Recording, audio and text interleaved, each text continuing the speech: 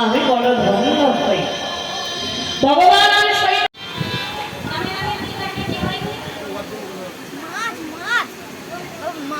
না না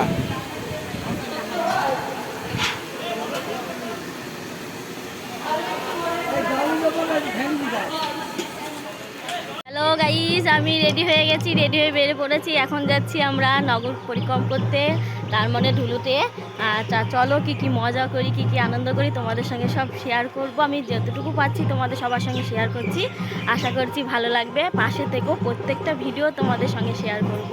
তা টাটা, আবার পুরো ভিডিও পরে দিচ্ছি। টাটা।